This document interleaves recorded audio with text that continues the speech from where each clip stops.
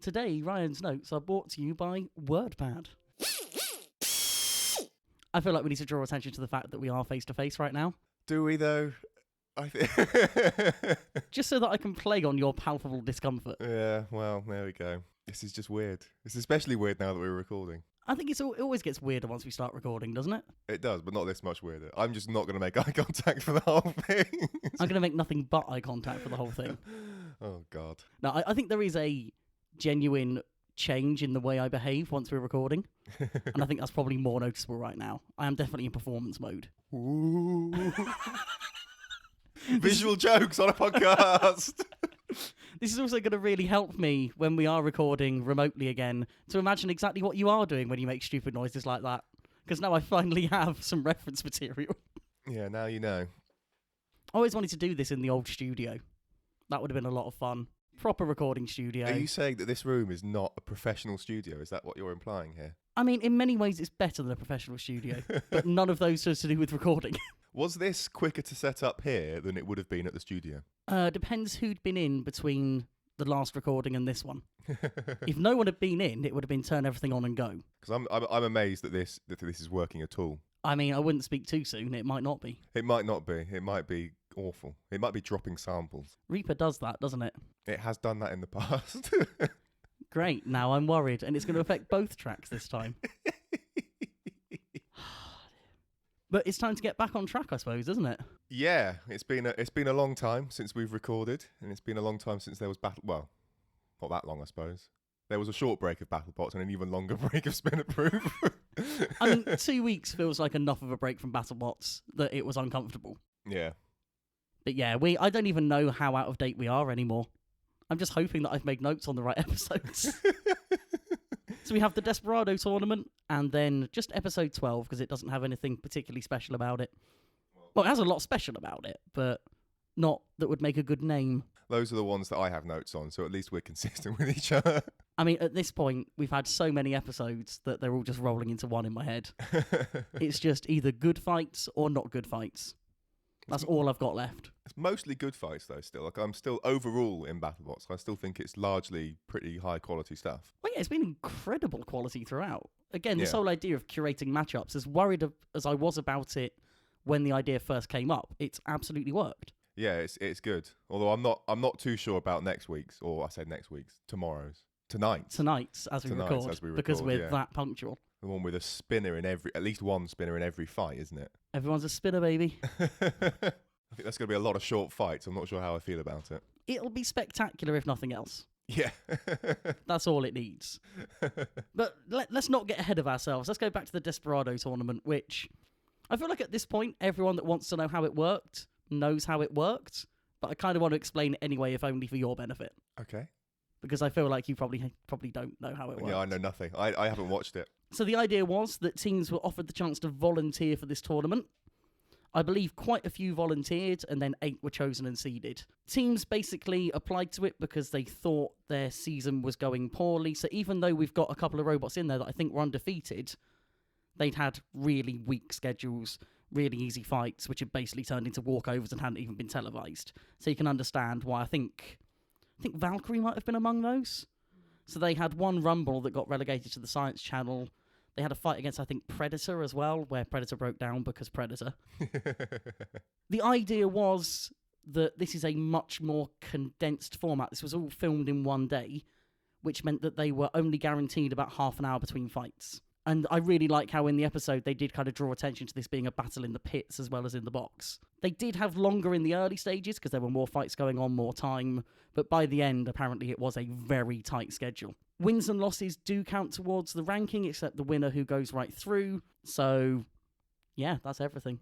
Every fight was good. That's what matters. Yeah, it was a cool episode in general. I think the fact that you've got that Gigabyte Double Dutch match being relegated to the Science Channel shows just how good everything else was. The fact there was that much destruction and it only got bumped down because it wasn't really a contest. Yeah.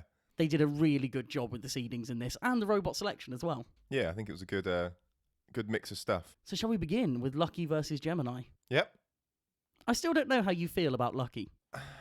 I mean, what I still don't understand the front end of Lucky. I don't understand why. I still don't understand why it has the wedges that are so far in front of its flipper mechanism. I'm guessing the idea is that because the tip of the flipper is so steep, they want something a little more shallow to get under opponents more effectively. Yeah, but I don't why is the front of the weapon so steep? That is a very good question. It just seems odd. I mean, it's worked in their favour later on when they've had like the punching version of this, which is just glorious. But it still seems a bit weird to me. But Lucky's all right. I'd like it if they had more good fights. I think this was sort of probably the best showing we've had from them, and it was going to be good because they're fighting two lightweight robots. So I think this fight did kind of show that the flipper isn't particularly powerful purely because it was two lightweight robots and it wasn't massively impressive on the flips. But what it is tenacious and controlled. Yeah, it's a flipper where when you hit it, you know what direction they're going to go in. Whereas something like Bronco is just going to send it almost straight up and probably land back on you. So I think as a sort of slightly more controlled style of flipper, it's almost up there kind of with front hinges in a way, where it is pushing something forwards. It is maybe slightly more reliable and actually getting an opponent upside down as well, I feel. I guess it's more likely... Well, I don't know. I think that so depends on where your like point of contact is in relation to your opponent's centre of mass, I think. I don't think... Other than like the front hinge, which is obviously far more likely to tip things than anything else. I think as soon as you've got like a rear hinge thing that's kind of tossing stuff, I think whether or not you flip your opponent is almost entirely where your point of contact is. That's fair, but if you compare it to something like Bronco, which tends to send things absolutely somersaulting multiple times, yeah, I feel like what Lucky has is the potential to more accurately overturn an opponent. Yeah, I suppose, yeah. Which we saw later on in the Gigabyte fight. I'm going to call it Megabyte at some point. I know I am. Well, don't. I'll do my best. You're a professional. I am a professional. We'll run with that. If I could have picked a winner for this tournament, it would have been Lucky. As in the one I wanted to win rather than the one I thought would win. Lucky is a robot that it ticks a lot of boxes for me because in robo games, for example, as Ziggy, it's done pretty well. It's a flipper. We need more flippers. And it's a non-spinner that does quite well. All of these things, as we said, especially with next episode coming up, BattleBots needs more robots like Lucky. Well, not necessarily like Lucky, just like anything that's not what they currently have, really. Anything that's against the meta would be lovely. Why not just have more vertical spinners? Vertical spinners are good. Everyone likes them. Oh, man. It's so insane. One concern I really have about Gemini is the complete lack of teamwork and strategy that they seem to show in every single fight. I think they're so paranoid about hitting each other that they just will only ever attack one at a time. And I think they're sort of completely missing the one advantage that you have with having a multi-bot, which is that you can attack from both sides at once. And there's not a lot that most of your opponents can do about that. So it sort of seems odd that... I mean, I get you got two spinners. You don't want to be hitting yourself because that's bad. And the few times they did it, it caused quite a lot of damage to themselves. But otherwise, you just got like your opponent's just fighting one half-weight robot at a time, which seems odd. It's a surefire way to lose. And as much as Lucky had a good strategy where they were kind of backing into the wall and cutting down the angles they could be flanked from, you could still go one either side and you're going to get some hits in. Yeah. And it really showed that towards the end of the fight, once Lucky's flipper wasn't working properly, when they did get hits to the rear and the side, they did good damage. Yeah. You feel like they really could have turned the tide of this fight much earlier. Well, I mean, they could have taken, because Lucky's two rear wheels are both exposed, aren't they? So like they could have taken both of those off simultaneously if they were clever. And that is worth the risk of hitting yourselves. Yeah. I mean, you also got the opportunity there for like the cartoon moment of them both going straight towards Lucky and Lucky just driving forwards, and then the two Gemini things hitting each other. So there are risks, but it would, if they both came from each side, then they'd be able to immobilise Lucky quite a lot quicker. If anything, I think that would be worth it in entertainment alone to see that happen. Yeah. What did you think of Lucky's strategy of going in backwards once the flipper was broken? I don't think that's something we'd see in an ordinary fight. I think Lucky doing it made sense. I don't know if Gemini were doing it a lot in this fight, but I guess we'll get onto it. But Gemini do that a lot as well, going in backwards, despite having working weapons, which they didn't throughout all of this fight. I think that makes sense. I mean, they need something to absorb the damage from the spinners on Gemini, and I think you'd rather do it on the back of the robot than risk doing more damage to your flipper. That's what I think must have been the sort of rationale. just knowing they didn't have long to repair the flipper if it got more damaged. Yeah.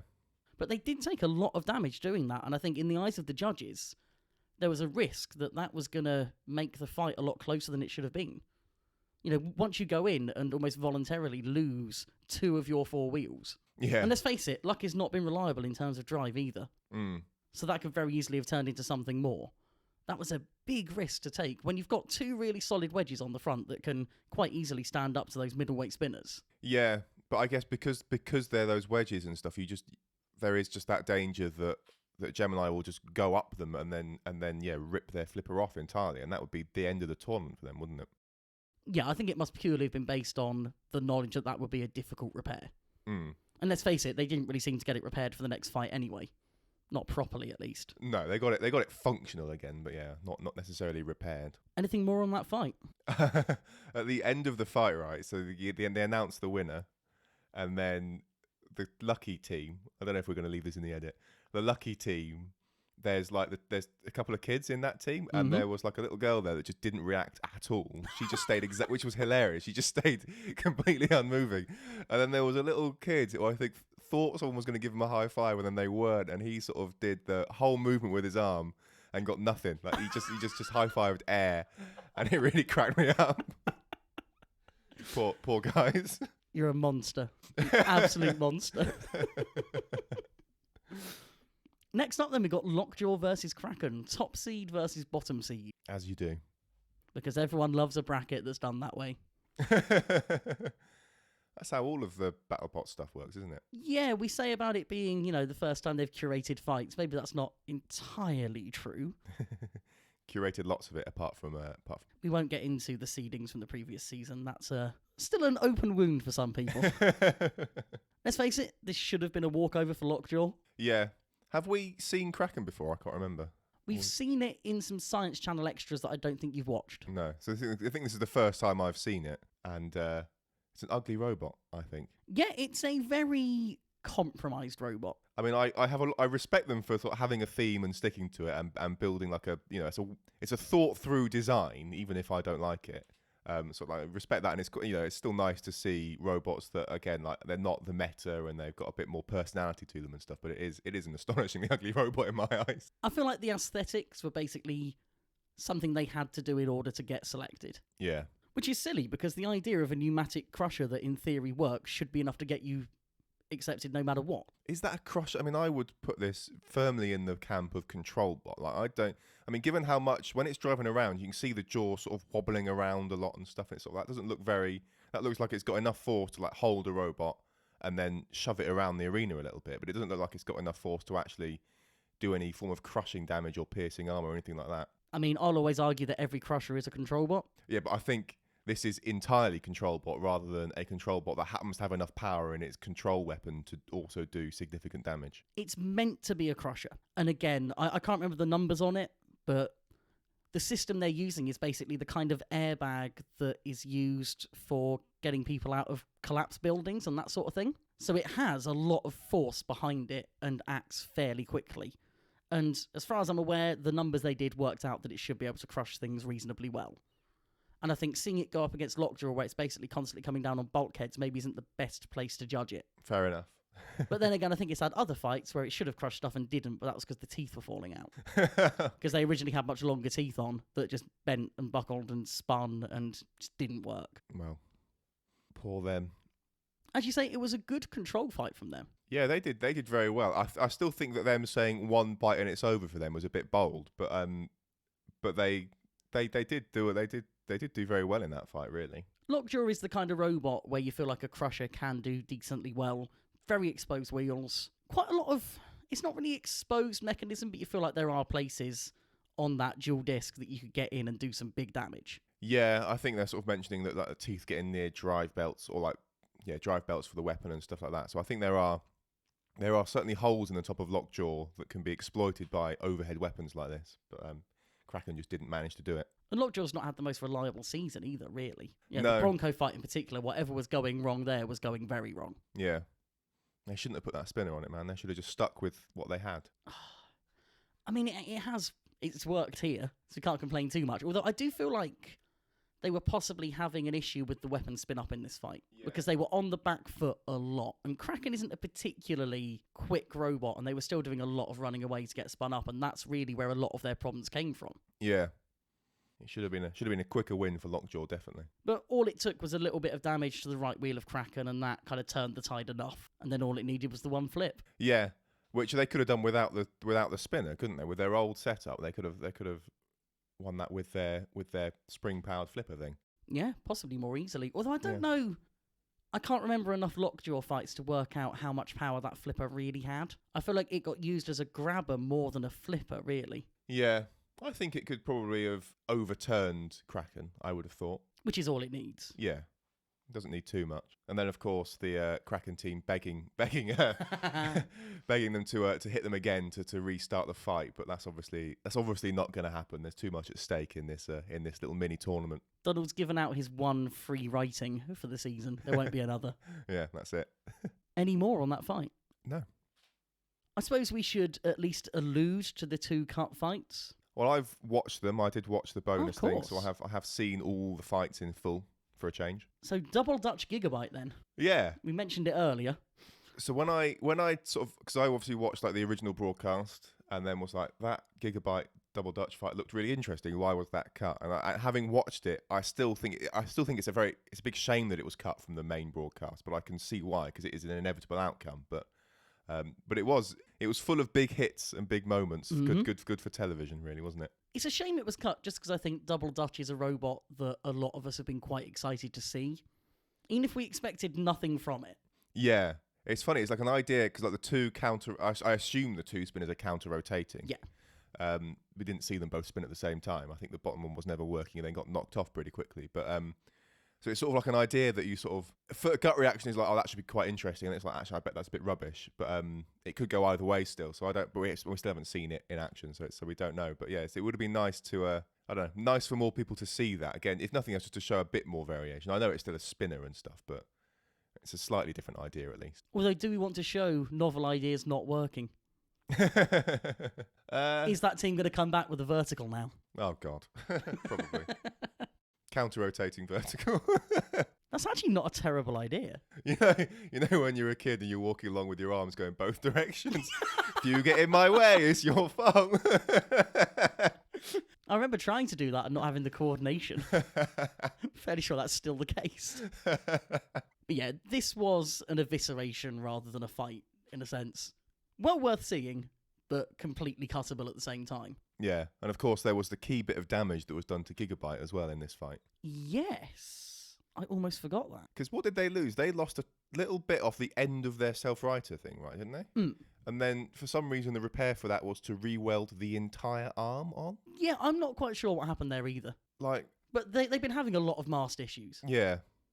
Yeah, they have, because they had all that, the weak Chinese metal as well, didn't they? Up there, yeah. They also had some issues with it on Megabyte as well, less so in King of Bots, but certainly in This Is Fighting Robots, they had issues with it as well. And it must be quite hard to make that mast strong enough to take the impacts it needs to take, without making it insanely heavy. Yeah, because it's got to take a lot of force, like rotationally, hasn't it? That's sort of the thing. It must be very hard to stop that from shearing. Which is exactly what it did. I assume that must be the main failure mode for that thing. Yeah, I don't know what you'd have to make it out of to stop it from happening though. I suppose just thicker and heavier material. I wonder if you did very stiff rubber, but I guess that would still that would shear probably more easily, wouldn't it? Just so that it had a little bit of give in it, you know. Gabriel style, basically. But I suspect they've thought of that, and I suspect it's a rubbish idea. No, you're the first person to suggest it. Oh yes, of course, I forgot. I'm a genius that comes up with ideas that no one else has. You see, what you've done there is you've worked out how to make the least technical part of the robot. So if they can do the rest and you can do that, got a winner. The other cut fight was Valkyrie Hypothermia, and this I think was a better fight than Double Dutch Gigabyte, really. Well, for the opening minute at least. Yeah, I think that's the key thing, is that because it went the distance and the last 2 minutes was just a bit bashy.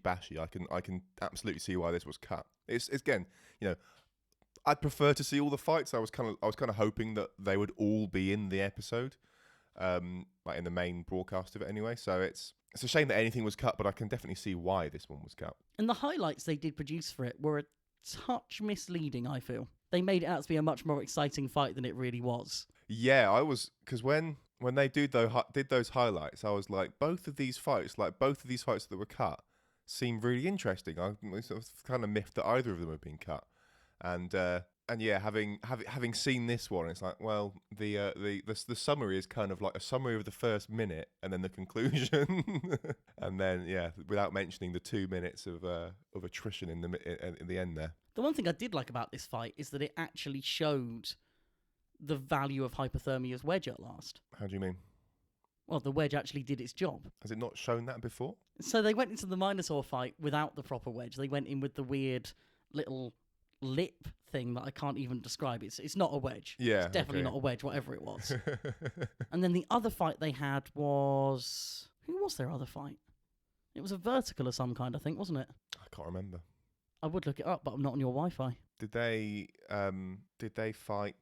I want to say Red Devil, but I'm sure it wasn't. Devil? I was going to say Endgame, but I can't remember. Maybe. I mean, you're the one with internet access here. I think I'm miles away from my keyboard. You're on your iPad. It's true. I'm just going to have a little drinks break while you do it, after awkwardly trying to open it quietly earlier. I don't even know where to look to find this out. Battlelot's website. This would be fun on an iPad. I've actually just engineered this situation to make you try and use that website. I don't think I've been on it since when we did coverage of like the last series or season of BattleBots. I think it's the last time I went on the website. And even that is probably too soon. Yep. Right then. Robot. I'm fairly sure you went on the Sharkoprium page at one point. Oh, I might have done. It's also hard to remember. Bale Spear. Have you not seen or heard of Bale Spear yet? No. It was in a Science Channel Extra, I think, that's why. It's an interesting machine. I'm sure we'll get to it at some point. Who am I looking for again? Oh, yeah. View. This is great podcasting, this is. I was going to say, normally at this point I'd be singing or something, but in person that just feels weird. Mainly because I know that you can hear me. Hypothermia have fought Valkyrie, Minotaur and Whiplash. Whiplash, that's the one. That is a vertical. I was just about right. Nice. Oh, yes. I was also thinking Brutus at one point, and I'm fairly sure that the disc on Whiplash is the same that Brutus had last year, or is that Warhawk? Someone's definitely running Brutus's old disc. Nice. So that's how I'm going to claim that I was basically right, despite not actually having said the thing I was thinking. Of course. That's 3 minutes of our life we're not going to get back. But yeah, against Whiplash, the wedge didn't really come into play because it was against a vertical, and it's a weird vertical at that. Yeah. It was good to see it finally doing its job and really deflecting some big blows. It's a shame that Valkyrie's weapon kind of stopped as well. And sort of like weapon reliability, I think, would be a running theme for them. Valkyrie looks like a really competent machine. Yeah, I really like it, I think. But it's just, it's a shame that it's... I mean, this is always the risk of big, high-energy kinetic weapons is keeping them spinning for any length of time. I wonder if that's especially difficult with an undercutter as well. Because the issue they had in this fight was that, obviously, when the disc hits, especially because it's quite a large radius disc, there is a bit of sort of wobble on it. And that was essentially grinding down something important on the underside. Because there's so little clearance between the disc and the underside of the machine. Yeah. And I feel like that's not necessarily an issue that other designs of spinner have. I would think the main complexity of having an undercutter like that is mounting it. Because if you think about how Tombstone can have its spinner mounted, it's got 2 points, and it can have a bar going from the top of the robot through the spinner and then into the bottom of the robot. So it's these 2 hard points where it can mount that weapon. So when it's hitting something, it's much more sturdy. Whereas if it's an undercutter, they can't really... To have a proper undercutter, they can't have anything else under the disc, so they can only mount it from above. So I think there's a bit more room for it to twist and stuff in the chassis, and then start doing damage to itself and contacting the floor and stuff like that. You'd imagine it has to be running on some kind of dead shaft. That'd be the only realistic way of doing it without massively affecting the way it drives. Yeah. But yeah, I don't know enough about building things. No. This is where inexperience shows. I was going to go into a thing about why I like Hypothermia, but it's just more, it's a different bot stuff, and I'm getting bored of saying it. Shall we bounce along? Yeah, I mean, it's worth pointing out, I suppose, that the judges did give it to Valkyrie in the end. Oh, yeah, it was a judge's decision. Yeah. Easy judge's decision, really. Yeah, there wasn't really much discussed there. So we go on to, what was this, the quarterfinals, I suppose? No, the semi-finals. Semi-finals, yeah, good work. The beginning ones of the quarterfinals. It's confusing starting at this point. That's the thing. I'm sort of used to having... like 32-16 and then this kind of stuff. It's weird starting with 8. Yeah, so semi-finals. We start with Valkyrie versus Lockjaw. And here comes the controversy. So Lockjaw was running a wedge in this fight, right? Donald Hudson is a man who I don't always necessarily agree with. But he quite correctly referred to it as a plough. Mm-hmm. And anyone else who chooses to refer to it as a wedge is just making themselves look silly. And that is their lookout. It is not a wedge. It is a plough. And a good one at that. That was great. It's a really effective one as well. The shaping on it really works. The shock mounting was really solid. It got bent up quite heavily, but it did its job. Yeah. Valkyrie's weapon, though, did not do its job. So that came out with like a bar spinner thing, but that can't have been a solid piece of metal, like a single piece of metal that's been milled out into that shape. Just the way that half of that bar split off looked like it was kind of like a circle with 2 cutouts on either side of it with bars sat into it. Just the way it sheared seemed really odd to me, assuming it sheared. It looked like it was like a section that was bolted in and then got ripped off, unsurprisingly. To me, the way it broke looked exactly the same as the way Mecha Rampage's bar broke. It looked like a sort of diagonal failure line, which would make sense. It didn't look diagonal to me. It looked like you ended up with a circle and then like a very square cutout on one side where the bar used to be. That's what it looked like to me. I thought there was a second bit of damage to the circle that was from a hit from Lockjaw's weapon. That's the way I saw it. Well, there was he took another bit of the circle off a bit later, but I think the first bit that broke, because both times I've watched this fight, it was like that just looks like, the way that's failed looks like it's not a solid piece of metal, which just seems really bizarre. I mean, that can't possibly be right. Like, the logical part of me is going, that must have been a single piece of metal, because there's no way you can bolt together a bar spinner in any way that's going to work. But it was a really interesting failure. It looks to me like they just made it out of crackers.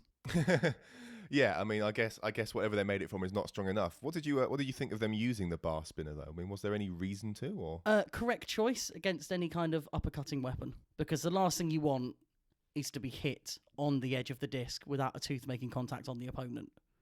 Although with an undercutter, maybe less of an issue. That's the thing. Because they would have hit the fork. You know, there's no feeder wedge on Lockjaw.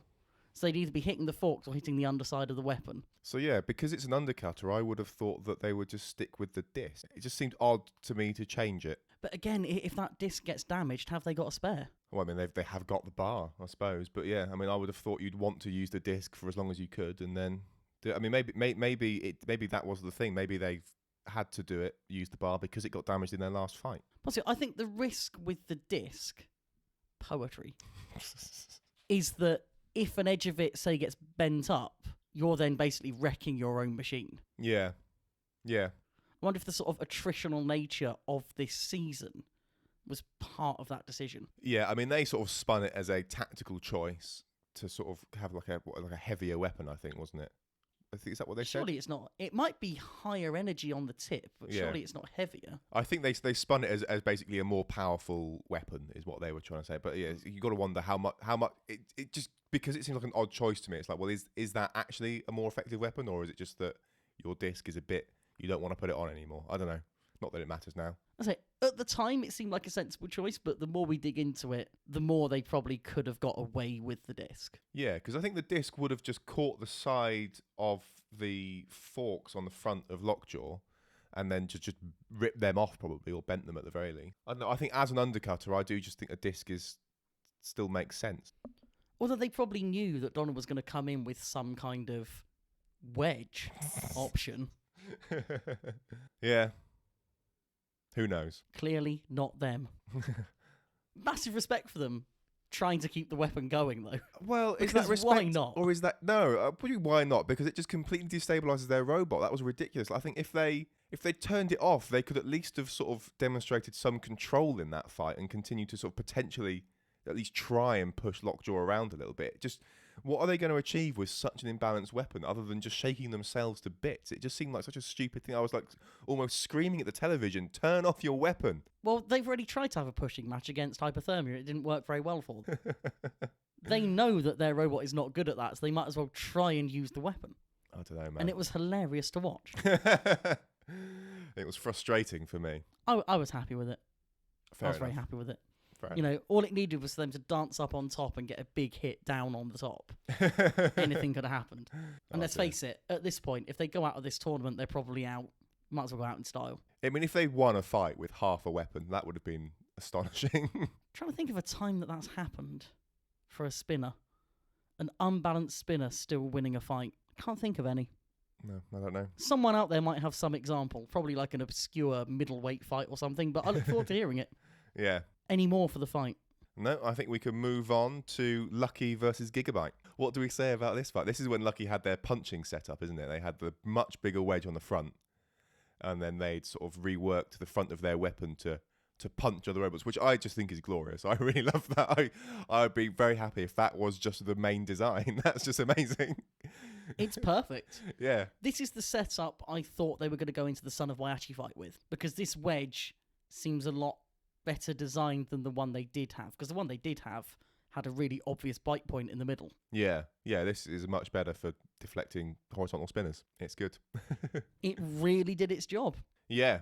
I think this is the kind of fight that Gigabyte would have wanted least. They would much rather have been directly up against someone like Lockjaw. Yeah, definitely. I mean, fighting a good wedge with the ability to flip them. It's like that's just the worst nightmare for Gigabyte. And Lucky is a very well driven machine as well.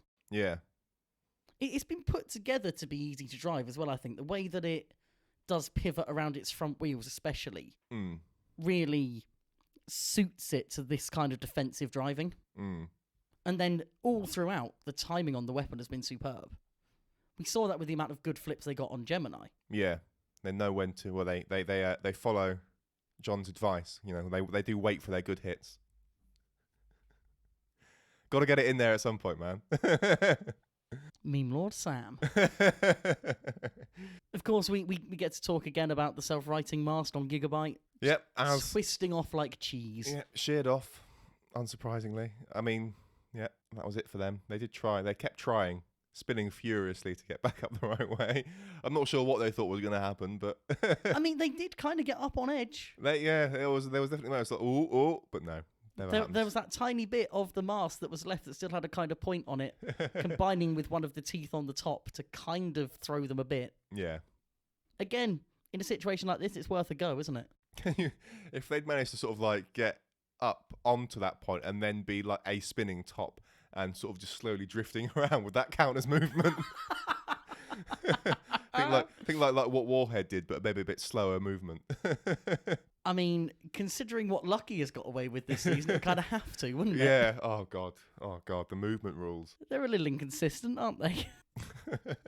Yeah, there's really so little to say about that fight. It's just exactly how it deserved to go, really, for Lucky.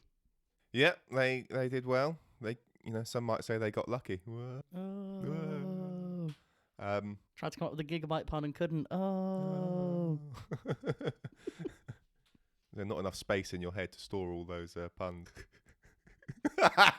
You see, the nice thing about being face-to-face is that I can just stare at you. Don't have to transmit my disdain for your jokes purely through silence anymore. On to the final then? I think so. Lockjaw versus Lucky. I cannot put into words how much I wanted Lucky to win this fight. Well, you got to try, I think. What is it about Lucky in particular that you really want? I mean, I know you, I guess just because you like Lucky. Yeah, and because I dislike Lockjaw. Are you still bitter that they've got the spinner on there? Well, yeah, absolutely. The last thing we need is more verticals in the final 16. That's going to happen no matter what. Yep. I think Lucky as a robot has kind of paid its dues by having some unlucky defeats. Yep. I think they've come through this tournament superbly. They've earned every win. Yep. That's not to say that Lockjaw haven't, but, they're a good robot. It's variety. It's a team that's very likeable. I just like everything about it. Mm. I had to work very hard not to insult anyone there. Lockjaw goes back into the sort of fully offensive mode, which makes sense. I think Lucky lost this fight purely in their wedge selection. What do you think they should have gone with? The two wedgelets. Because if you look at them in their starting box, you can see how uneven the lower edge of that wedge is. There are multiple points where it's off the ground, and against lockjaw, you are in a ground clearance battle. Yeah. I mean, as a flipper, you're always in a ground clearance battle. But particularly against lockjaw, where it can get those forks right on the floor to get under you and get that weapon into play, you've got to be at your very best. And I think that wedge choice just didn't give them that. Is there a robot that has like a brush on the front, like a very little brush on the front of their robot to sort of just be the leading edge? Would that help? Well, I'm just thinking, so like, because what you're saying is if you've got two wedgelets that are sort of a bit hinged, they can scrape the floor, and if the floor's uneven, you're not going to end up with one side that's up and one side that's on the floor, right? So they can sort of move independently. And I'm just sort of thinking, if you just take that to the extreme, and you imagine having like 50 tiny little hinged wedgelets across the front of your thing, so that they can so it can shape more, conform to the shape of the floor much better. And then, well, the real extreme was just a small brush on the front, just a very thin brush across the front that's got a bit of pressure down, so that every single sort of like hair or whatever is on the floor, and then you've got zero ground clearance across the entire front of your weapon. But it would have to be a stiff enough material that another robot would ride up it rather than push it aside or below. I don't think it would have to be. I mean, it would have to be stiff, but I think as long as I'm not talking like a big. I'm talking like maybe like a 2 millimeter length brush, right on the bottom, just the leading edge, so that you're on the floor, and then it's a bit harder for opponents to get under it. And as long as it's stiff enough and angled correctly, I don't think stuff is going to be able to push and that short and stuff. I don't know, maybe effective, maybe a stupid idea. But those bristles are then going to be mounted into something, and there's going to be a sort of point of transfer between bristle and mounting that's going to have its own little lip. That's true. Or is it just brushes all the way up in a neat curve? No, it's not brushes all the way up, because that would be stupid. It was such a sensible idea otherwise. All of my ideas are sensible. I feel like we kind of explored this sort of idea, taking this to the extreme when we did the wedge classifications. and I think we could reach a point where we kind of have combs of wedgelets. So, for example, Bite Force is a really good example of one that I think has 4 hinged wedgelets. Yeah. And that works really well. Yeah. But would 8 work better, or 16? I would imagine you're going to reach a point where they're going to be too flimsy. Yeah, maybe. But more complexity is always better. So, that is really the one true mantra of combat robotics. Yeah. More complexity equals better robot. Yeah. That's what makes Chomp so effective. You could even have every single wedge with its own little servo, so that it's got a little bit of pressure on the floor. I mean, the other option is hinged wedgelets with magnets. That's a thing as well, which is better than a servo. Well, is it better though? It's less complicated, like mechanically. I know it's more complicated. Electromagnets. I know it's more complicated in terms of the physics involved, but it is, something. Electromagnets would be the ideal way forward, I think. Yeah. Or is there a third, even more complicated kind of magnet? You could do like super cooled stuff. Super cool. Just start levitating your robot. Yeah. Oh, can you imagine? Because you can do like with super cooled magnets, you can get like the magnetic locking, right? Mm-hmm. Just that with combat robots, that'd be hilarious. Just that with your whole opponent. Yeah, magnetically locked. You can't move. Be like you've got to see some movement. Be like in the Incredibles with what's his face with the 0 point energy thing, where he's like, have you seen the Incredibles? You're asking the wrong man. I've seen the Incredibles too. How have you not seen the Incredibles? I probably have done and just didn't care. You should watch it. It's like it's an almost flawless film. It's brilliant. You need to watch it. Okay, we'll stop recording and do that then. Well, you need to watch it at some point. Yeah, I'm not going to though, am I?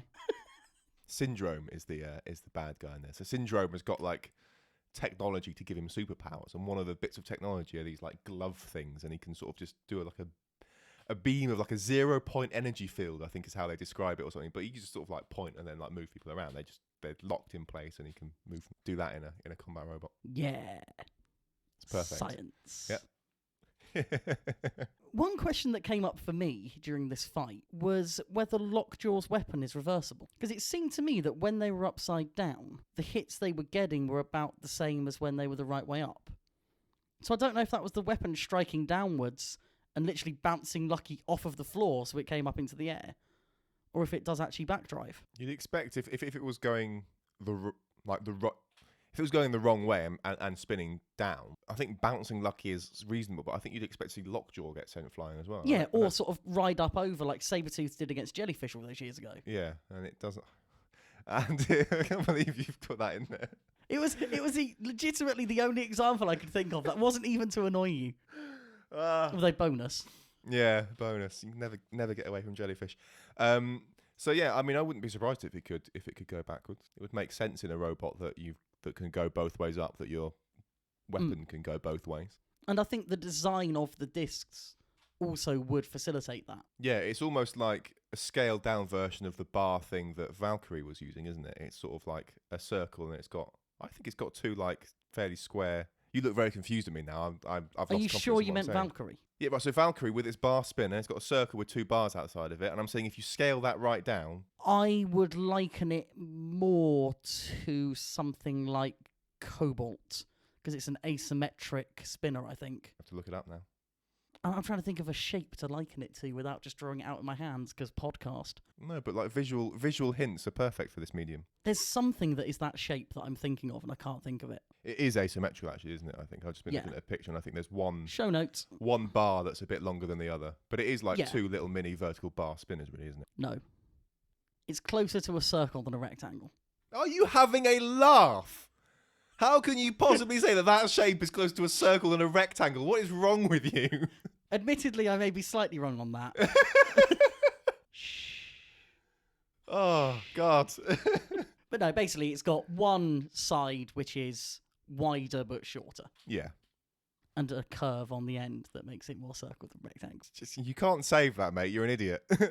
I had a very limited view. Very limited view.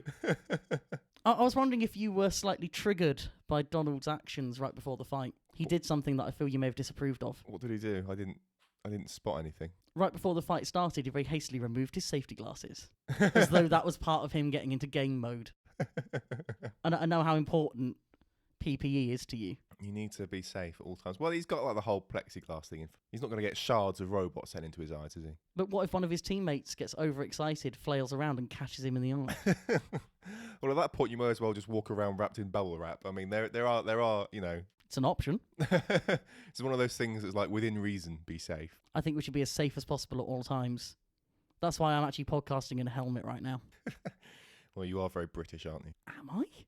Well, if you think that health and safety is the most important thing in the world, then yeah. Safety bot agrees with me. This is another fight where Lucky has managed to get away with not really working for quite a while. It did eventually get counted out for its lack of movement, it's nice to see that they are capable of counting a robot that can't move out. But yeah, this wasn't a very exciting fight, I think partly because Lucky just wasn't the world's most mobile thing for a lot of it. Kenny, though, decided to rewrite the rules. They're now looking for transitional movement. Transitional movement? What does transitional movement mean? I mean, apparently it's better than translational movement in every possible way. Transition from one place to another. I mean, that is technically movement. If anything, that has just described and defined movement. Looking for movement? Looking for movement that involves moving from one place to another. So apparently something that the referees will do is ask a team to demonstrate their ability to drive in a straight line. That doesn't seem to have happened very much, but apparently it does happen. There are definitely moments where in later fights that we'll get to where it's like, this robot, I feel like its left drive isn't working and it's doing a very good job of hiding it, but you need to sort of... It's always easier with the spinner. Because you can gyro your way through. Yeah. But again, if Lucky just fires its flipper repeatedly and that shuffles it forward, technically they're driving forwards. Yeah, that's movement. Transitional movement. Transitional movement, indeed. So we have Lockjaw into the last 16. Yep. Has the privilege of being the first official entrant into that. I can't think of anyone less deserving. I'm still very annoyed. Oh, dear. Yeah. I'm not quite sure how I feel about the fact that this is a tournament to guarantee yourself a spot in the final 16, you know. If a lesser robot had got in via this, I would have been okay with it. Yeah, it does feel a bit naff that I guess it's like there's like some like, you know, like an all-star robot, you know, there's like the more famous robots and stuff, and I think Lockjaw is among that group just. Lockjaw would probably have made it on reputation alone anyway. Yeah, so it does feel a bit naff that robot did. I'd feel equally or probably more cheated if Gigabyte won it as well, because it's like, well, why? Because again, they're just, I don't know, maybe they wouldn't, but I mean, again, they're just a bigger name, you know. Whereas, you know, if someone like, you know, Valkyrie or whatever had got through this to get in it. I don't know. That would be more interesting, I think. If nothing else, this was an opportunity to have one of the 16 places not taken up by a vertical. And the 1 out of the 8 that was a vertical won it. Anything else would have been good news. Yeah. But who knows? Maybe Donald's planning to run the flipper for the rest of the tournament now. I doubt it. Okay, I'm already confused by my own notes.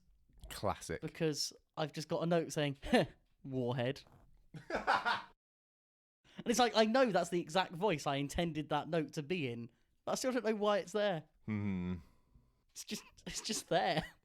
Oh, because the opening skit for this was the birthday cake, and Warhead came in and lit to the candles. Lit. Yeah. Those candles are fire. I'm going to leave that in and no one's going to know why that's funny. So, episode 12. Yeah. Back to normality. Yes. Well, now, there goes gravity. I spotted something that I'm sure you spotted as well, but I want to say it because I want you to know that I do watch these quite closely, right? So they're showing like Kenny's doing his big talk about what robots he thinks are going to be in the final 16, right? And there's Monsoon, yeah? And to the left of the name Monsoon is a picture of Double Dutch. Wow, I thought I was the only person that noticed that, Sam. Look, I know everyone else noticed it. Like, I'm not saying that I'm particularly amazing for having noticed it. I just want to point out to you because I suspect you would have thought I wouldn't have seen that, and I just want you to know that I did see it. I didn't even bother making a note of it because I thought it was that well known by now. But no, well done, Sam, for watching the program that we talk about. I didn't see it on Reddit. I genuinely just spotted it, and I know that I'm not the first one, but you know. I need my pats on the back occasionally. There's something else you may not have noticed. Apparently, Rotator is a palindrome. Who knew? Who knew? Who knew? Who knew? I had no idea. So, Rotator versus Scorpius. Yes. I don't know how to feel about either of these machines. Well, this was a good fight for Rotator, really. I mean, we sort of finally saw it. We saw one of its advantages sort of finally come to fruition, I guess. One of its potential advantages kind of come to fruition in that it's got like the 2 heights of discs, which it used to some effect, and also that it can be, attacking with one disc while the other one's spinning up and all that kind of stuff. So I think it was probably like the best demonstration of the idea of Rotator that I can remember seeing. Not to say that there's not been other fights that have done it, but yeah, I thought it was a good fight for them, really. I think the Petunia fight looked like it was going to show that. And then they just kind of died. And now that their reliability seems to be on the up, they're starting to look like a genuinely good machine, and that kind of worries me. Yeah. I don't like that Rotator is looking good, because I think I've been quite scathing of it in the past. The whole don't have 2 spinners thing. Yeah, I'm sure we've both made that point, and they're using it to effect, and I know obviously the arm of Scorpius is maybe not the strongest thing in the world, but I thought it was strong enough, and I think to rip that clean out is still quite an impressive thing in many ways. So sort of like even though they've got 2 halfway spinners, really, they still pack a punch. And the damage they did to the top panel as well was quite significant. Yeah, completely ripped that off as well, yeah. I think what Rotator have done is show something that I never bothered to think of, which is that one half-weight spinner hitting at full speed does a lot more damage than the full-weight spinner getting jammed up all the time. Yeah. And where Scorpius did really well against Ice Wave, it couldn't do the same against Rotator. Because it can't stop the weapon for too long. I think Rotator's faster than Ice Wave as well. Like Rotator did a better job of keeping away a little bit from Scorpius there as well. But yeah, I mean, even if they were slow, there's not a lot that Scorpius could do. Like if they're jamming up one weapon, then they've got. I mean, they did it a few times where they sort of like jammed up, I think the top one or whatever, or the bottom one, and then Rotator just spins around and just catches them on the side with the other spinner and stuff. Which is exactly the strategy against Petunia as well, and it did work there. It did some decent damage. Yeah, it's a very effective robot, really, in many ways. And Scorpius just doesn't really seem to offer that much offensively. It's a good wedge, but it's not a very good saw. Sawblades absolutely puts it to shame in that respect. Yeah, definitely. I mean, Scorpius' saw wasn't even working in this fight, was it? It was sort of coming down, but it wasn't spinning or anything. It was spinning up, but it seemed to have no torque. Yeah. I'm kind of wondering if maybe the saw blade took a glancing blow early on and was out of kilter. I wonder if that's maybe what was going on. I don't know. I don't immediately remember seeing that their saw got hit by anything, but maybe. I feel like it just took a tiny knock early on, And as soon as it was completely out of straight, no amount of torque in the world is going to make that cut. Yeah. Well, I mean, probably some amount of torque in the world is going to make it cut, but you know what I mean. Infinite torque would probably do something. Well, that would more likely damage the blade, so even then. Infinite torque and an indestructible blade. In a vacuum? Of course. Where else? It's a spherical blade as well. The saw is at least a decent grabber at times. They're able to maintain some control using it just as an arm until it gets ripped off. Yeah. And then, of course, we had the wall incident. Oh, well, they get jammed under it for a bit, yeah. Yeah. Shades of Robo games there for a second. How do you feel about Rotator not going in for a hit while they're on the wall? It's interesting because it's like, it's a real hard decision to make, I think, when you're in that situation. Because it's like, well, on the one hand, you've got pretty much a guaranteed good hit, right? And you're gonna John Reed. And you're gonna hopefully be able to do some damage. But then on the other hand, it's like, well, if you don't touch them and they can't get out of that, you've won. So it's sort of a hard thing to do. It's like, well, do we risk hitting them, doing damage, but not immobilizing them, and then they're free again, and then potentially losing it later on for something stupid, or do you sort of leave them there and just sort of hope that they die? I guess sort of the thing to do is just be really close behind them with your weapon spun up, and don't risk hitting them and freeing them, but then if they free themselves, they've got to back up into your weapon. That's kind of what Rotators seem to be doing. They just did a really poor job of it. Yeah, they just weren't close enough, I don't think. But yeah, I think that's sort of the way to go in that situation, really. Tactically, anyway. I think in terms of being an entertaining thing for the audience, you should obviously just go and hit them. Like, no question. But if you're there to win, then you've got to sacrifice entertainment a few times, I think. I think the issue I had there was just my general bloodlust. Yeah. I really wanted to see a solid hit to that rear end because it was the only chance they got to hit that rear end. Yeah. I was imagining a sort of Monsoon versus Petunia level of hit to the back. Just take a massive gash out, some kind of fluids everywhere. Yeah. It'd be great. That would be great. I don't think Rotator could deliver quite that big a blow, though. Probably not, but I can dream. Let me dream, Sam. Yeah, well, headcanon, it happened for you, Judge's decision. Mm-hmm. I think it's fair to say we probably both agree with it. Yeah. I really think that could have gone the other way. Why? I think it could easily, in the eyes of a couple of judges, been Scorpios's on account of aggression, control, and strategy. In the same way that the Ice Wave fight was. It isn't that Scorpios was particularly aggressive. It's just that Rotator wasn't particularly aggressive either. I think it was a lot. I think it was a lot more aggressive than Ice Wave could have been because it can do the spin around thing. Like, I think there's a lot of times where you can say they are actively moving a powered weapon, to hit their opponent. I agree with that. It's just I think that it could have been seen the other way.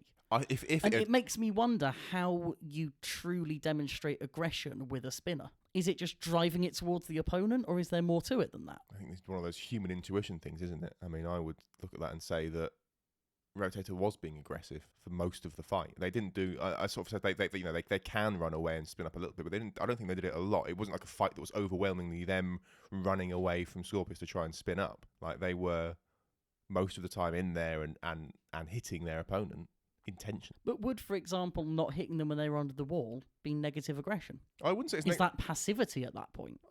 No, I don't think that's how that works, surely. But I mean, even in that situation, that's just like, that's a tactics thing as well, though, isn't it? It's like, as for all the reasons I just sort of said, I mean, the judges all know this as well. Be like, well, there's a trade-off there. If you hit them, you free them. So, like, I'm not sure the judges would know that. I mean, Derek Young's going to know that, but there are a lot of non-robot combat people judging this year. Yeah, but then if they're there, so are they going to see it that way? If they're there judging, I've got to believe that they like the sport at least as much as we do, and we've figured this out. So, like, surely the judges have got this as well. I'm not sure that's necessarily the case. Well, that's a depressing view of the world, really, isn't it? Hello. So, for example, I hate to pick out Naomi Kyle because there's been a lot of crap thrown her way already, but I've not seen any indication that BattleBots was necessarily on her radar before she was invited to it. I don't know.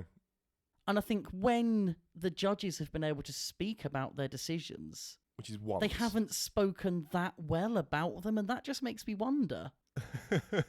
How... But basically, I'm saying that we should be judges. That's basically what I'm saying here. I think that's very clear at this point. That's a perfectly acceptable conclusion. I'm not sure I'm entirely comfortable with the way that you've got there. I'm not comfortable with the way I've expressed it. But I think it has to stay in as a piece of honesty. Yeah, I would rather see judging teams that are purely ex-competitors than celebrities coming in. Put it that way. I would be a lot more comfortable. So, for example, Ian Lewis going over and doing King of Bots, great move. Yeah. I'd rather be seeing more of that. There are so many legends of the sport that could be brought in to do that. Or people that are involved with live events as well. Can you imagine having BattleBots judged entirely by Robot Wars competitors? Yes, I can. Who have only competed in Robot Wars, though, that have no experience in BattleBots. Imagine if, for Season 4, George Francis just pops up as a judge. Heaven. It doesn't get any better than that, does it? That would be great. But I also think that the community would have a lot more faith in judges' decisions if that were the case as well. I think we would probably see less anger. Yeah. If it was decisions being made by people who no fan can argue against in terms of their experience and their knowledge. I don't know. If you had Zoe, what's her face, from Chomp judging. Well, I mean, there's always going to be... Yeah, that's just a... But she did the chomp hands, Sam. She did the chomp hands. It's a smoking gun. Oh, dear. For the record, I want that episode to happen. Just need to be not doing summer school work at the time. I feel like we've totally reached a brick wall with this fight. I think we've done it. I think we've done this fight justice. Can we do the next fight justice? I suppose so. We have Ultimo Destructo versus Witch Doctor. The undefeated Ultimo Destructo. Is it undefeated? Carving a path towards the final 16. Yeah, they were undefeated coming into this. Were they undefeated 1-0 or something? I think it was 2-0, possibly even 3-0. Really? How did a robot that fell apart this easily win anything? I mean, if you check on the website, we can find out exactly who they had, but they were all essentially walkovers. I think they might have had... Actually, they had one that went on the Science Channel, I think, where they had their hammer that barely manages to turn over. Oh, God. It, like, slowly cranks itself up to the top and then just falls gently on an opponent. Wonderful. Here, have a little pat on the head. Well done. It is literally... It patronises opponents to death. 2018. So they fought Valkyrie and won. They fought Parallax and won. They fought Witch Doctor and lost. Did they? Yeah. But yeah, they basically had what were basically walkovers in their first two fights. Yeah. Where robots came out and just immediately broke. So Parallax, I believe, were having a lot of issues early in the season. I think in Valkyrie, the weapon just fell off or something like that. Again, it was Valkyrie's first fight as far as I'm aware. Yeah. So they benefited from the teething problems of others. And this was their first real test. And boy, did they perform. Deary me. You can guess how I feel about Ultimo Destructo. Or Ultimo Destructo, as it's actually called. Yeah, Ultimo Destructo. Not my favourite robot, and I suspect not yours. Probably my least favourite. Purely on the basis of just pick a weapon. Pick a weapon. Possibly make your robot a bit smaller. I mean, it just seems unreasonably long. I don't know. I do quite like an oil tanker. It's just... As always, I still have a good amount of respect for any team that can put together a robot that is modular with different weapon options. Mm. But that's contingent upon those weapon options working. And as far as I can tell, none of these really work. The vertical spinner might well work. The horizontal spinner is just visually a mess, and I hate it.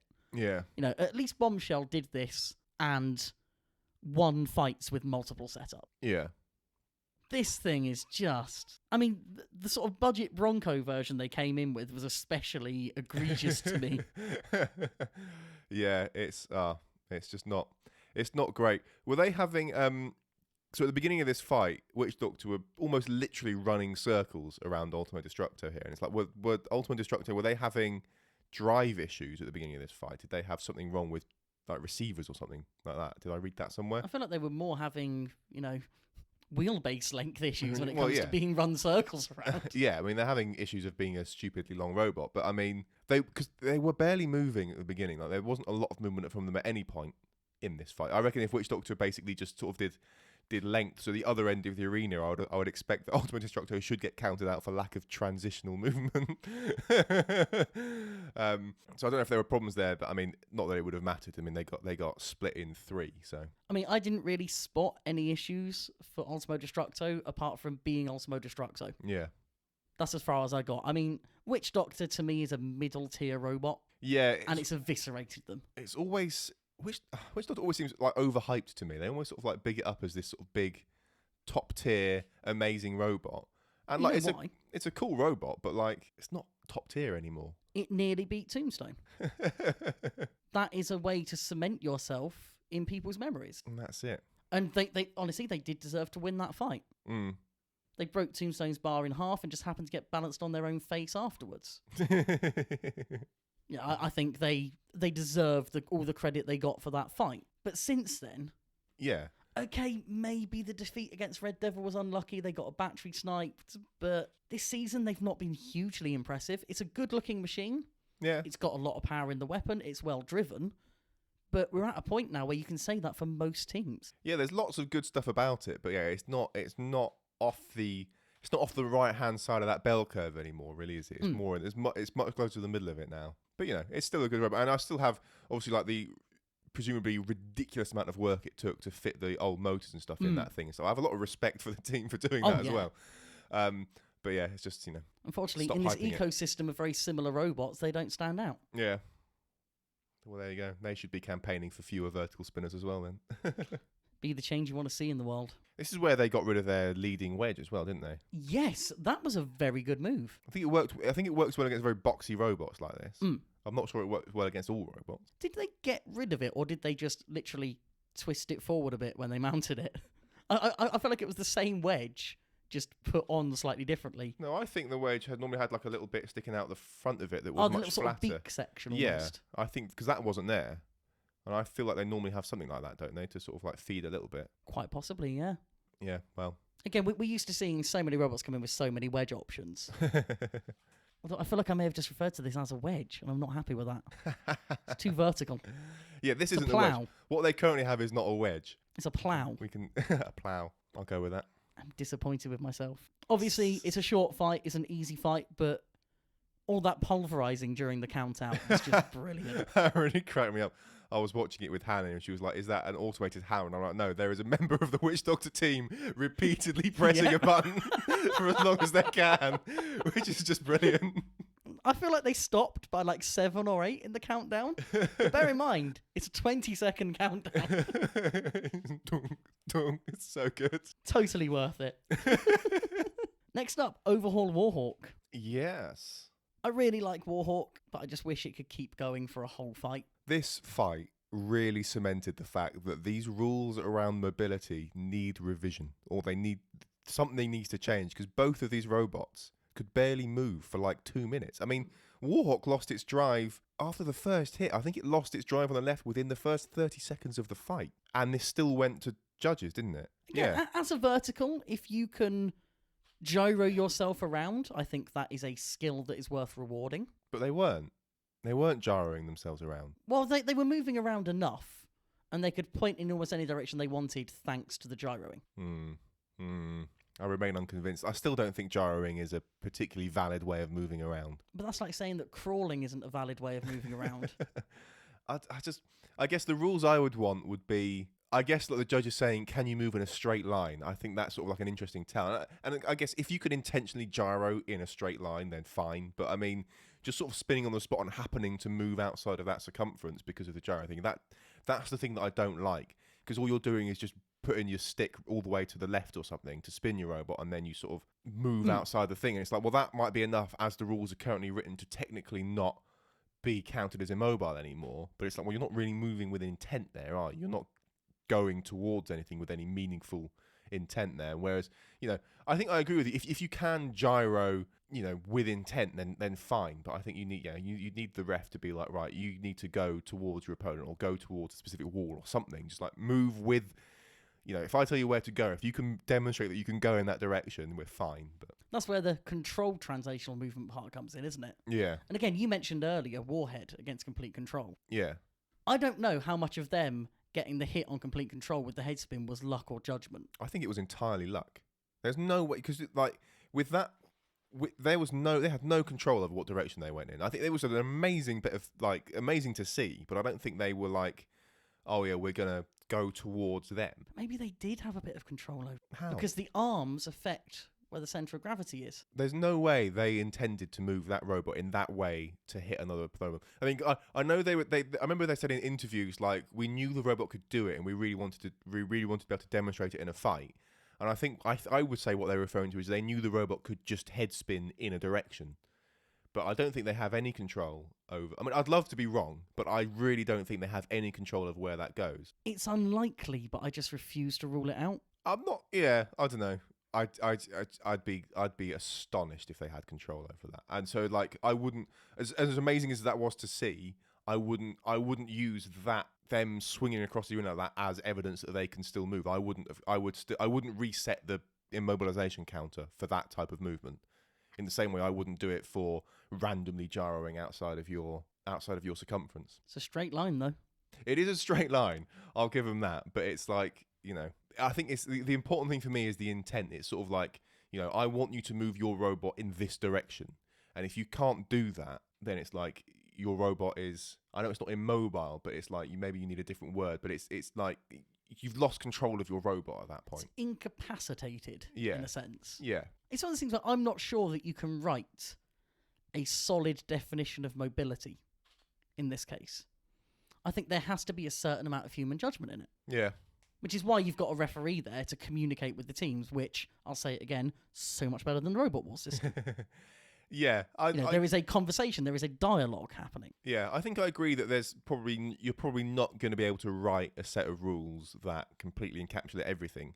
And obviously this is only one season, so there's not going to be any evolution in the rules while we're watching it. But on the assumption this gets renewed, I would like to see some tweaks to that rule in the next season, to at least show that they're trying to change it and trying to figure something out, to sort of like evolve the rules to something that's better. Even if they never get to a completely uncontentious way of doing this, I would like to see that they're at least trying. It's one of those things where attempting to improve it is at least acknowledging the problem. Yeah. Even if you don't succeed, you've acknowledged that you need to do something.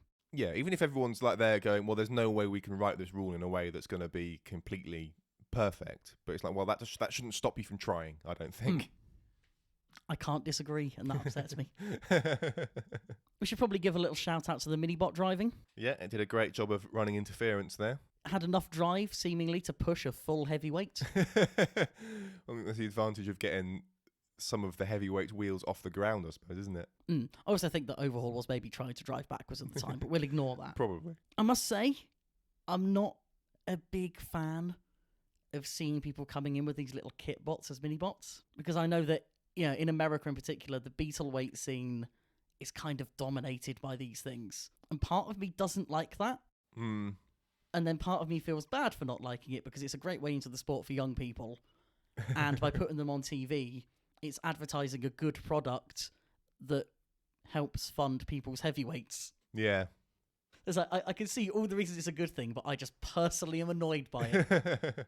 Shocker. I don't know. I didn't really register it was a kit thing, but you know, it was quite funny. This is the one with magnets on the bottom, isn't it? Or they said it had magnets anyway, because it did look weird in the way that it moved. Like, because when it's spinning on the spot or when it's like doing tight turns and stuff, it's not sliding at all. I don't know if that's because of the magnets or just because of its size and weight. I guess it's a bit of both maybe, but yeah, it's just sort of like, it's just funny seeing just the difference in the way that a tiny little thing moves in direct comparison to how these heavyweights move around. It's just it looks really weird. It's properly like, how on earth are you controlling it? Because it's just like it's just like bouncing around. It looks like it's on tracks. Yeah, on tracks or bouncing off invisible walls or something. It's just sort of, it's crazy.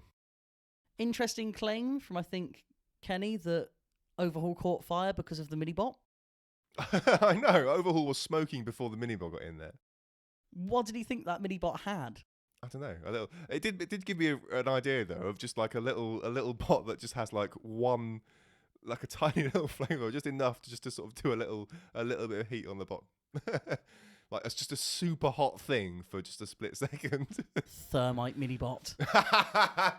Oh. Thermite drone. Thermite drone. Nailed it. That's it. I thought we were going to shake hands right there. Yeah. There you go. Good idea. More visual gag. That was clammy. The hot room. There's a hot room. And you thought this was going to be weird. I thought correctly. I feel like there's probably a rule that disallows the use of thermite, but that rule can be rewritten. I would imagine so. I imagine it would come under a blanket, don't damage the arena kind of rule. Yeah. What do you think caught fire in Overhaul that was there enough to catch fire, but not important enough to actually disable the robot once it had gone? I mean, you'd imagine it's something on a speed controller. So I guess, yeah. Yeah, capacitors going up or something like that. Yeah, I thought it's because I don't think we've particularly seen. I mean, it caught fire and then got extinguished by presumably running out of fuel to burn, but then seemed to carry on not significantly worse than it was before. Primarily because it was pretty bad before, but I don't know. I mean, if it's a speed controller, I guess that could be for the lifting part of the arm. That could be for the clamping part of the arm. That could be for one side of drive, potentially. Yeah. You know, I think most builders do like to build a bit of redundancy in that sense. Yeah. So it was interesting to see, because I don't think we see it very often of a robot sort of like catching fire and still being... I think it's probably happened a few times Mecha Rampage series. Yeah, it's happened this series, but I think just in the sport in general, a robot catching fire like that, in my head, I mean, maybe this is completely unsubstantiated, but in my head, that's sort of like they've probably lost this fight. Often when you see a motor or something go up in smoke, it's usually a weapon. Yeah. Well, I don't know. So thinking this season, Brutus, for example, weapon, motor or speed controller went up. Petunia, hydraulic system went up. And these things tend to be isolated from everything else. Mecha Rampage, weapon system went up, isolated from everything else. Yeah, fair enough. So I think, yes, robots that are on fire usually lose, but that's because they're losing an important system. And to be in a position where something is catching fire, you're probably already in a bad position in the fight. Yeah, it's not a good sign. So this isn't A equaling B. This is A equaling C and B equaling C. That would be A equaling C. I've not... Matt, I need this visually. I've screwed myself up. If you say that A equals B and B equals C, is that what you said? Or A equals B and C equals B? No, A equals C and B equals C. Yeah, so A equals B in that case. Shh. It should be arrows, not equals. It's talking. It's words. I don't like words for logic. Would the phrase correlation, not causation, be a better way of summing up what you're trying to say? Yeah. Okay. It's like, ice cream sales are correlated with drownings. Brilliant. Ice cream causes drownings. Yeah. That's what I'm trying to say. And I'm fairly sure that what I'm saying is the correct way to express that. It's just that I'm saying it so it sounds more confusing than it needs to be. Well, no. If you've got equality like that, because equality is transitive. Yeah, you can't have equality and make this point. It was me trying to dumb myself down to your level. Cheers. I appreciate that. Just trying to help you understand. Should we go on to the next fight? Yeah, unless there's anything to say about so the judges gave it to Warhawk. I don't think. Oh, yeah, that's a bit of a tricky one. It's sort of I think that was a close thing to call, really. I mean, Warhawk was more mobile towards the end, but had been less mobile for longer. They'd done all the damage. I think that's what won it, is because they did all the damage at the beginning. I think that's sort of what got it for them in the end. I mean, Overhaul did very nearly get a flip on, but that's about all they managed to do in terms of weapon usage. Yeah, I think very nearly getting a flip on someone is not the same as ripping off or mostly ripping off the side panel of your opponent. Again, all that was additional ablative armour. That was that armour doing its job. Yeah. Tricky one to call, but it feels right that Warhawk won it. Yeah, I think Warhawk's the right choice. I could run through and assign some points, but I don't feel it's necessary. Okay. Chomp Warhead. Yeah. I think we often forget how good a fight without spinners can be. Yeah. This was a... And we're not going to be reminded for the next couple of weeks by the looks of it. So we might as well make the most of this. This is the last spinner-free fight for the season. Unfortunately, that could even be true. Might be the way it goes. We don't get many. Warhead team tried to claim that they'd put the head on to make a more even and entertaining fight. Yeah? What's the real reason then? I feel like it's actually the better choice for this fight. Chomp is not a robot that you knock out. I want to see Chomp get. I know I really like Chomp, but I would like to know that it's possible to sort of like actually knock that robot out properly. Yeah. Again, for all the people that want to say it's a rubbish robot, point out one time that it's broken down. Point out one time that any system has stopped working. It's an incredibly robust and reliable machine, which For something seemingly so complicated, it's just all the more impressive. Yeah. Chomp were running with lower pressure in their axe this time. Ooh. Which is, I'm sort of torn on it, because on the one hand it's like, oh, less power. But then they were so much more stable as a result. And I think overall, I think it made for a better fight, if nothing else. I think maybe turn up a little bit from there, maybe somewhere in between what they did this time and what they normally do. But I think the stability is worth having, because they lose control of their robot every time they fire the weapon, basically. And having turned it down, I don't know. I feel like they were a bit more in control of their robot, which I think is good. I'm so incredibly torn. Mm. On the one hand, all I want to see from any Hammerbot is successful hits. Yeah. And the more of those they get in a fight, the better. And turning it down lets them get more of them. But at the same time, I like that Chomp is unapologetically powerful. And to me, that is a large part of its appeal. So the idea of toning Chomp down feels wrong to me. Yeah, it's not an obvious win like overall, but I think just because I like controlled robots that are driven well and all that kind of stuff, I think by them turning it down, it just appeals, I guess, to my sensibilities a bit more. But I still do like Chomp when it's mad as well. So it's sort of, it's hard to call, but they did it. I think it was interesting to see it more stable, if nothing else. I think that coming into this fight, they should have solved the stability issues by adding modular weaponry in the form of a large cage around the robot.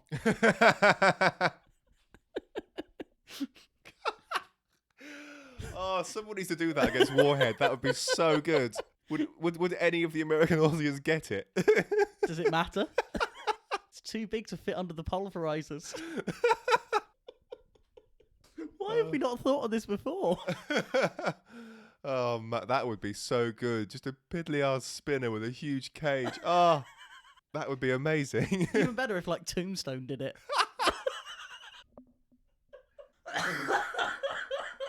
What robot... I'm trying to think, what robot is in BattleBots that's the most similar to Tornado? I mean, not similar, but in terms of teams that would do that, it would definitely have been Complete Control. That's true.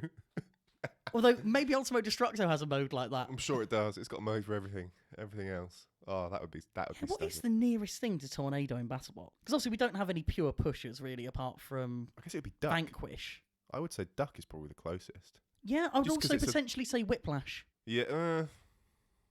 4-wheel drive, chunky, boxy, disc on the front. Yeah, I guess because it's the articulated one that kind of pulls it away a little bit for me. They don't have to lift it if they don't want to. This is true. I was going with Duck just because it is just the closest thing we have to a pure box. And I guess or Tantrum. Yeah, I guess the version of Tornado in my head is the pure box version. It's not. Oh yeah. It's like it's not the one with the spinner. To me, it's the one with the chain flail. It's reminded me of something. Now that we're talking about old robots, I forgot to mention when we were talking about this earlier, but I think it's Kraken that's got a classic Arenas of Destruction spike on the back of it. Yes, I think that's there purely for stability, but I love it anyway. It's just so like that. It's just out of a video game. That was amazing. That weird little like slightly 3-pronged spike. No, that was funny as well. But no, they just had like the one, like almost like 2 flat cross sections, like that spike out the back. It's great. This is one of those fights that I think has properly gone the distance. We have fights like Overhaul Warhawk, where it's a fight that lasted 3 minutes. Yeah. This has gone the distance. It has been a contest right up to the end. It wasn't just one robot being unable to finish the other off. This isn't the kind of fight that looks good on a trailer, but it's the kind of fight that we need to have every now and then. Yeah. This is the Behemoth versus Eruption versus Cobra of BattleBot. If you say so. Not everyone would appreciate it, but the purists. Yeah. Those who have ascended. We know how good it is. Yeah. And I'm being generous with we because you clearly don't remember what fight I'm talking about. It's coming back to me. I'm getting there. Easy enough Dodgy's decision? Yeah, I think by the end, I think it was pretty clearly Warhead's thing there. Really. Not all of the control, all of the strategy. Yep. All of the style. Oh man, if only style was still the criteria. One other thing that doesn't really fit here anymore, but I want to wedge it in anyway because it made me laugh. Was was the bit of the old school like Robot Wars trash talk from the Warhead team there. Oh, yes. I was like, oh, that brings something back. That brings back some memories. Bucket hats and bad trash talk. What more do you need? That was good. We're going to chomp on you or whatever it was. Oh, great. So Robot Wars extreme. In that moment, really I was just imagining Julia Childs there. Yeah, it probably, because it was like a straight look into the camera, leaning toward. It was just exactly the same. It was great. Always nice to know that them and Monsoon are very much the British envoys to BattleBots, giving a really confusing perspective of what life is like in England. Yep. All we need is for Team Sabretooth to go out next time as well, and it'll be complete. Oh, man. That'd be good. Guarantee they're thinking about it as well. Guarantee it. You heard it here first. Talking of which, we haven't seen Vanquish again yet. No, we haven't. That worries me. Because we've been told they'll be back. I'm fairly sure we've been told they'll be back. Maybe we're going to get a flurry of them like we had a flurry of Sawblades. Yeah, maybe. I'm also now really worried there are other British entrants that I've forgotten about. Oh, the Three Horsemen, of course. Yeah, I'm fine with not seeing them again. I feel like they could... Three Horsemen? Them versus Gemini has to happen, surely. That would be quite funny, yeah. Yeah. And put Tantrum in there as well, because that's basically a middleweight with loads of extra armour. See what we get. Would you like to introduce the main event? The main event, which was surprisingly intense, I think. What do you mean surprisingly intense? It was surprisingly intense. Did you expect anything less from this fight? We have Tombstone versus Whiplash, and I thought Tombstone would just dominate from the beginning. Really? Yeah, that's what I was sort of expecting. Just because Tombstone always does. And then there was a moment in this where it's like when Whiplash got Tombstone into the corner, I was like, oh, of course. This is an intense fight. The way I see it, every single fight that Tombstone has been handed is a potential banana skin. Mm. You know, Whiplash is compact, well-armoured. Yeah. It's a vertical plus. Yeah. It's incredibly well-driven, and it's incredibly fast. Yeah. This is the kind of robot that you look at and go, yeah, they've got a chance here. Yeah, I mean, they certainly took a lot of hits at the beginning, didn't they? I mean, they took like 2 or 3, maybe even 4 really big hits from Tombstone and were still mobile and, you know, they're beginning to take damage at that point. But they certainly took a couple without taking a lot. And then, yeah, they did very well at the beginning. I think in the beginning especially, they tried to capitalise on their faster spin-up. Yeah. And just failed to get the disc onto the bar. But even then, they've popped Tombstone up well. Yep. Again, the strength of the driving, the quality of the driving meant that they were straight on them. They've done some damage to a wheel, which is more than most can say. And I think getting Tombstone, because obviously Tombstone ends up on its side and then like being pulled by its weapon along the floor and stuff, that's good for them as well, because obviously that's going to be just like damaging Tombstone. So it's like they got they had a lot of potential there. And of course, any other robot than Tombstone would probably break down in that situation, but Tombstone is just crazy reliable. Yeah. Yeah, it's like the ultimate refinement of that idea, really, isn't it? But if they were up against anyone else, that strategy would probably have worked. Yeah. And again, they have got close to taking that wheel off. I'm not entirely sure how.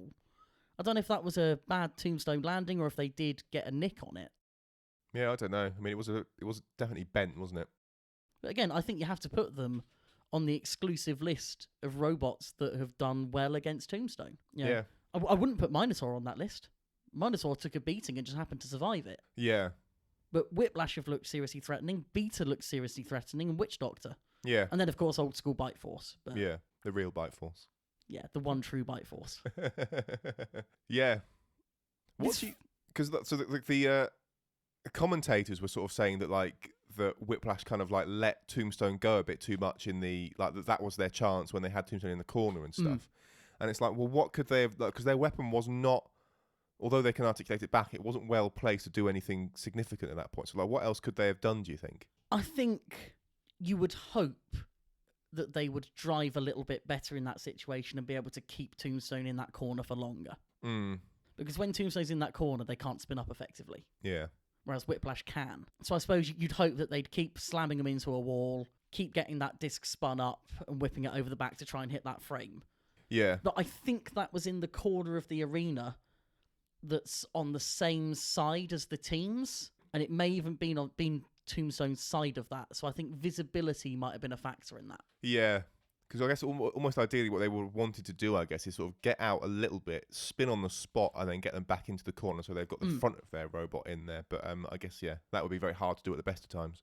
With Whiplash, having the back end is fine as well. Yeah, it's not the end of the world. If anything, they can probably get more precise hits to that frame, which is it's not necessarily the vulnerable part, but it's probably the most critical part. Yeah, I think if you can introduce even a bend in any of those tubes at some point, I think you know that the next time Tombstone hits something, even if it's you, that's you've got a potential there for that frame buckling maybe. Yeah.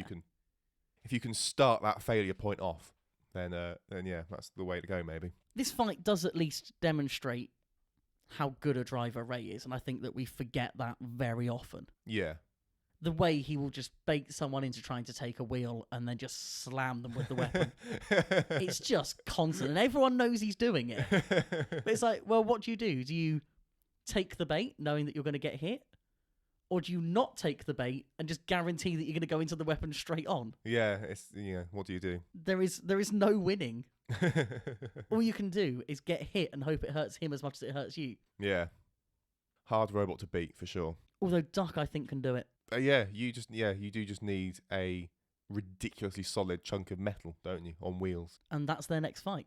We don't know when, but it's coming. And soon. I am so ready to be disappointed. I am so ready for that to be a one-hit fight. Yeah. Because you just know, sod's law. Yeah. It'll be the one time that machine just breaks down. Yeah. Yeah, we look at this, the one holding Duck up as the one robot that could defeat Tombstone, and then one hit and it's dead. What's actually going to happen is that Kraken is going to get wildcarded into the final 16 and do it. That would hurt. Be funny, but it would hurt. Or Tombstone Balespear. We did talk about the bounty matches. I'd have loved to have seen someone like Balespear just go, yep, we volunteer. This bounty is probably worth more than our machine is. Let's do it. That would be funny. I mean, you would, wouldn't you? You just would. You never know.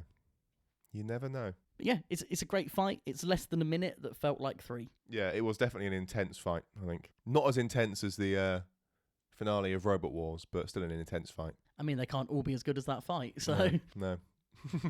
But we've been let down by so many main events, but this one lived up, so fair play. Yeah, this is one of the few good main events we've had, I think. Overall, something like 50-50 maybe? I don't know. Bronco has given us one decent main event and one quite poor one. Yeah.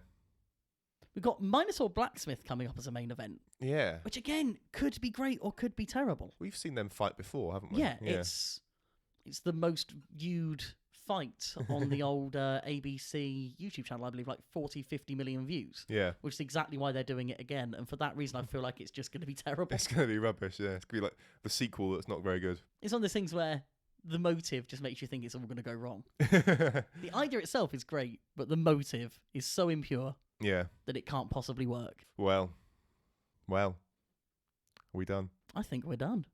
You can find the show notes for this episode at spinnerproof.com/episode/36. And there you can find links for all the things we've been talking about today. You can also find a link to our Twitter at Spinnerproof, where you can tweet to us your favourite weight of printer paper. It's 180 GSM or bust. I mean, it's just not even a question, is it? Oh, no, I'm quite partial. What was that one? Like 200. 200's good. You got 2... I've done it. I've had 300 in the past as well for the model making. It's good for that. Oh, okay. I was going to say that almost isn't going to go through a household printer. I mean, 300 goes through this one somehow, which is what the Delta 4 there is made from. And I've done the Falcon 9 that's in the living room is 200, I think. You're the only person I know that actually has a genuine need for heavyweight printer paper.